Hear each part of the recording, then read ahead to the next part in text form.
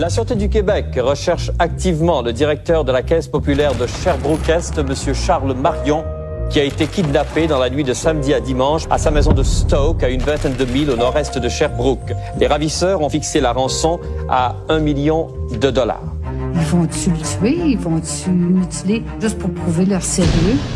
Le gars nous attend. Ces ravisseurs soulignent qu'il est presque fou et que dans peu de temps, on en parlera au passé. Il avait dit « Perdez pas de temps parce qu'il a besoin de vous autres ». Puis il y en avait même des journalistes qui étaient quasiment rendus sur le balcon. Là. Alors je leur ai dit. Tout pour vous dire que mon père est sain et sauf. Ça demeure l'enlèvement le plus long au Canada. 82 jours, ça n'a aucun bon sens. La cache, elle est accessible par ce trou. Ça sent le moisi. Il a pensé à plusieurs reprises d'être tué, de ne plus revoir les siens. Bulletin spécial d'information, Charles Marion est impliqué dans son enlèvement. Le directeur de crédit à la Caisse populaire de Sherbrooke-Est n'a jamais été victime d'un enlèvement. Frère, t'as-tu vu ça? Ils disent que Charles aurait lui-même guidé OCB, Poirier puis Maltais pendant la première remise d'argent. Il y a quelque chose qui cloche dans sa vie privée.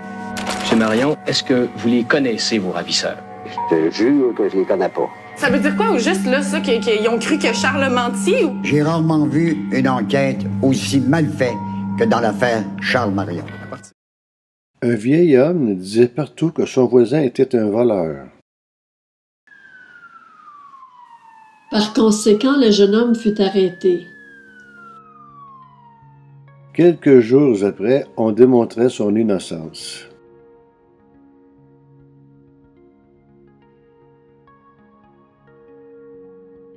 Après avoir été libéré, le jeune homme porta plainte contre le vieil homme pour l'avoir accusé injustement. Au tribunal, le vieil homme dit au juge « C'est seulement des observations.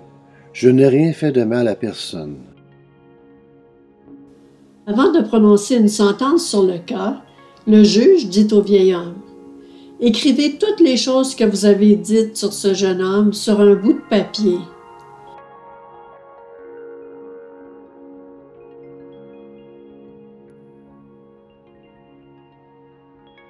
Vous les coupez en petits bouts et sur la route pour rentrer chez vous, vous jetez les bouts de papier par la fenêtre de votre voiture.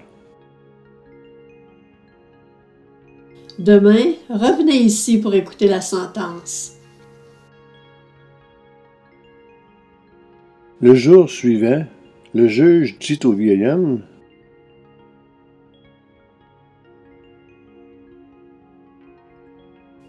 Avant de rendre ma sentence, je veux que vous sortiez et que vous ramassiez tous les bouts de papier que vous avez lancés hier de la fenêtre de votre voiture. »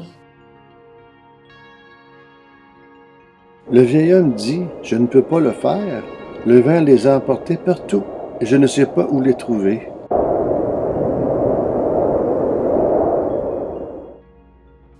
Le juge lui répondit « De la même façon, les paroles et les commentaires peuvent détruire l'honneur d'une personne d'une telle façon qu'on ne réussit plus à réparer. Si tu ne peux pas parler d'une personne en bien, alors ne parle pas.